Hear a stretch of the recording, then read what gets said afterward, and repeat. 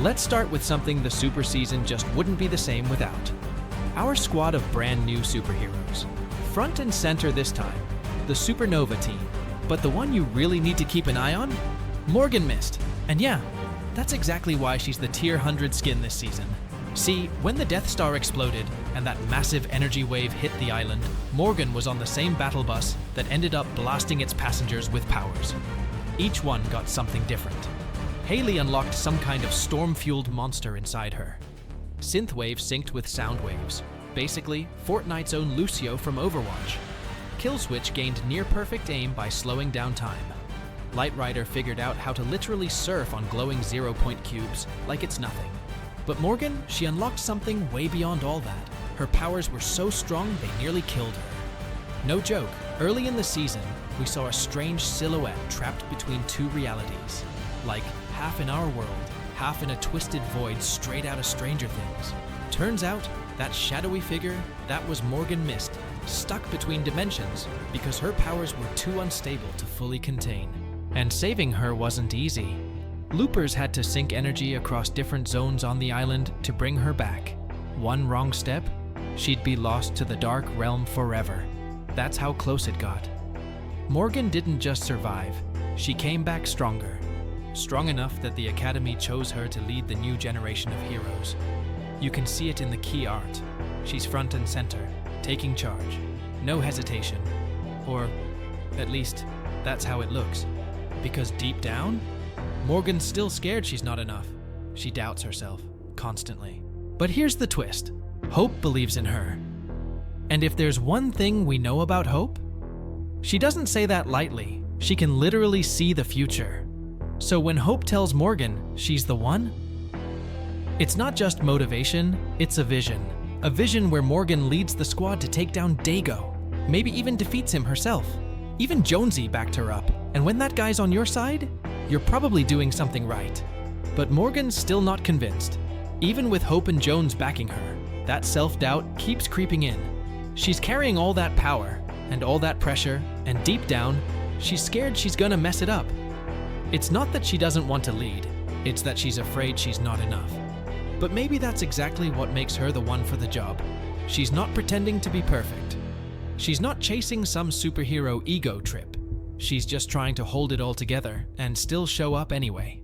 And if anyone on the team understands that kind of fear, that kind of quiet strength, it's Hailey. Out of everyone, she gets it. Morgan Myst isn't just powerful, there's something different about her power. It's not just magic, it's darker. Not even each other. Hailey's got this beast inside her, straight up storm-fueled rage mode. When she transforms, it's all claws and chaos. But Morgan? Her energy isn't wild like that. It's sharp, controlled, like shadow magic with a purpose. She doesn't turn into a monster, she becomes something else entirely. And she's not running from it anymore. If anything, she's studying it. Obsessed with learning how her powers work. Her emote literally shows her flipping through books, decoding the darkness, like she's trying to outsmart the force inside her. And let's be honest, none of the heroes this season really have control yet. Every single one of them just unlocked their powers in that bust blast, and now they're scrambling to figure it all out. That's why Night Rose is here. She's the one training them. Former lieutenant of the Spirit Realm, battle-tested, stronger than Kendo and Hope combined back when she was possessed. She knows what she's doing. Each hero's got weaknesses. Even Killswitch said it. They're all learning. But once they've trained, once they've mastered their gifts, especially Morgan, they're gonna be broken tier, ready to face Dago head-on. And Morgan's abilities? Yeah, they're next level. She's got 2 mythic powers now. The Myst Gauntlets, which let her summon Raven Swarms, and her Cloak, which unlocks a whole new form. What makes it wild? These are the only 2 mythics in Fortnite that can be combined. When you activate both, you trigger the Myst Ascension, a power boost so insane it basically gives Morgan her final form. She floats longer, blasts harder, and taps into her full potential, the Darkfire form. That's when Morgan goes full legendary. But with that power comes curiosity, and that's where things get tricky. Morgan's watching him too. She's not exactly subtle about it either. He called her out on it, even gave her a nickname, Little Bird. And yeah, he knows she's keeping an eye on his moves. Thing is, she's not just watching Midas. She's got questions about Jonesy too, especially about how he jumps between realities. Because remember, Morgan was stuck between two dimensions. That power, the way she phases between worlds, it might be tied to Jonesy jumps between realities. So when she starts poking around, asking how it all works, maybe she's not just curious, maybe she's figuring out how to control it, to travel between realms, to flip the script. Either way, Morgan Myst is more than just the leader of the Academy. She might be the key to everything that's coming next. Morgan's curiosity isn't just a trait, it's a mission. That's why you always see her buried in books, flipping through arcane notes, decoding every bit of shadow magic she can get her hands on. She wants to understand what's inside her, not run from it. For Morgan, this fight isn't about power for power's sake. It's about control, about doing the right thing with what you've been given. And yeah, with her whole Shadow Queen vibe, you could totally imagine some kind of Fortnite plot twist where she goes rogue, but nah, not this time. Morgan's locked in. In fact, Fortnite already dropped a pretty heavy hint. One of the loading screens, if you unlocked it, literally shows the squad at full strength, getting ready to take the fight directly to Dago. Front and center, three of the most OP heroes this season. Haley, mid-transformation, beast mode unleashed. Synthwave, completely tuned into her powers, like she's conducting energy with every move. And Morgan, not just powered up, full-on Darkfire Morgan, ready to ascend. If that's what the event delivers, if we really get to see them go all out against Dago, it's gonna be one of the wildest showdowns we've had in years. And that wraps up Morgan's arc, for now. But with how powerful she's become, and what's still waiting beyond the portal, something tells me this story's far from over. The only thing that might bring us any closer to solving these mysteries is the final scene of the Galactic Battle season. We saw a beam bursting out of the spirit realm, trying to shatter the loop's bubble from the inside. And crazy part? This isn't even the first time we've seen it. Back in Chapter 6 Season 2, Dago was already firing those massive dark energy blasts into the sky, slowly breaking the loop without us even realizing it. But the real question is, why is the Chapter 6 island even trapped in a reality bubble to begin with? But before I tell you, dear loopers, don't forget to use the best creator code in the multiverse. Speaking of multiverse, let's rewind to the Fracture event that kicked off Chapter 4. That's when the 0 Point teleported into an unknown reality. And based on everything we know, the reality bubble always follows the 0 Point. So now the question is, could it have landed in Reality 783? Let's remember, back in Chapter 3, the bubble and the island together made up Reality 0. It kept both islands stable and protected the 0 Point at the same time.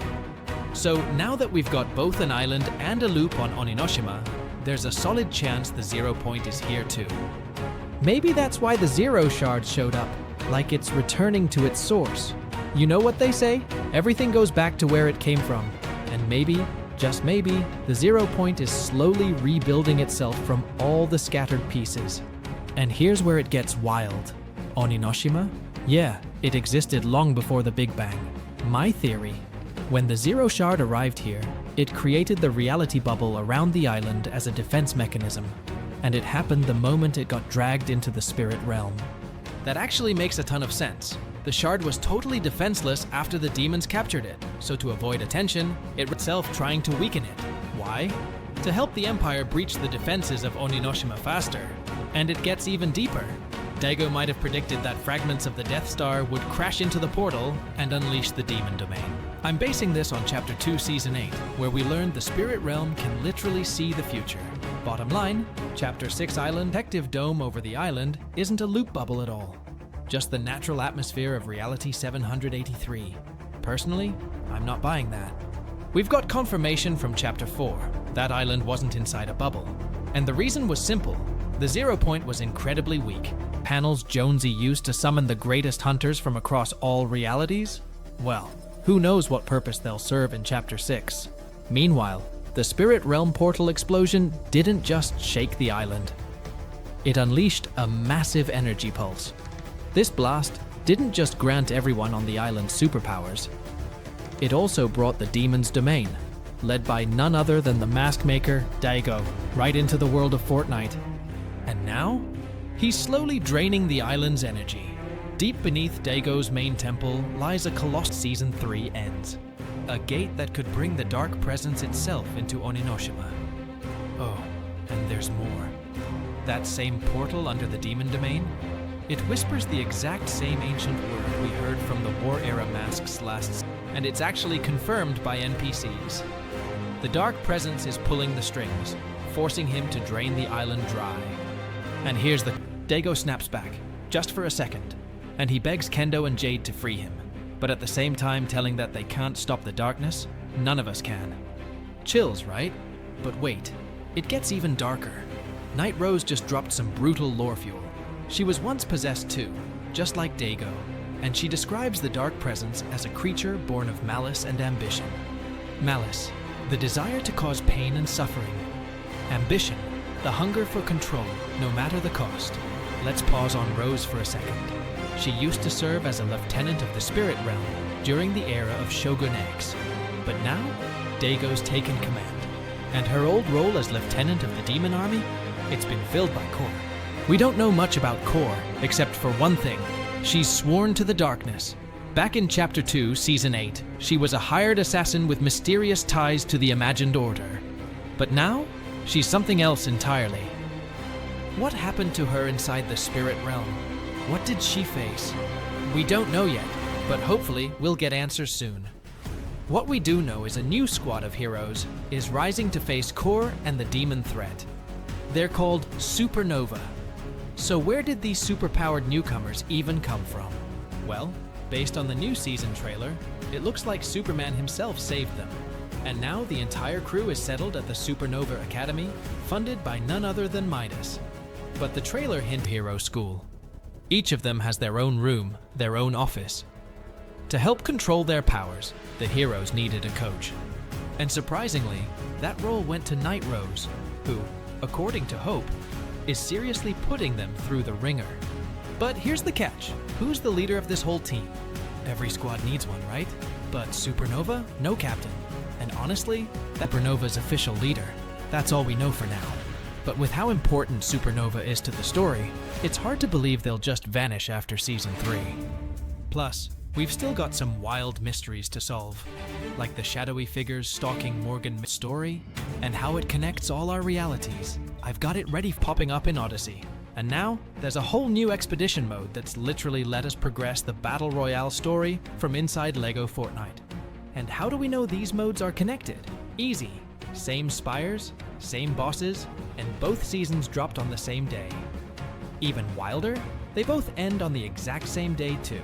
We're talking LEGO, Battle Royale, and OG mode all tied together. But now the real question is, what's the connection between Battle Royale and Fortnite OG? What's the actual link between those islands? We already talked about everything. Because that vault portal is the same vault that Singularity guarded. And here's the wildest twist. The challenges to unlock Singularity back in Season 9? They were literally called Utopia Challenges. Fortnite's telling us there's a direct connection between Utopia City, the Vault, and Fortnite OG, and the thread tying it all together is Singularity. Now you're probably thinking, OG is only in Season 4. Why would Singularity matter now if she doesn't show up until Season 9? And yeah, that's the exact mystery. Fortnite is planting seeds. They're hinting that Singularity still matters right now, in the bigger storyline. So each city has something eerily similar. A glowing sphere at the center, and 3 small pillars right next to it. Coincidence? Nah, this isn't just a nod. This is the Vault, reimagined for Chapter 6. But hold up, I know what you're thinking. None of this is confirmed yet, right? True. Right now it's all theory, but everything lines up. And just like LEGO Fortnite is connected to Battle Royale, it looks like Fortnite OG is getting roped in too.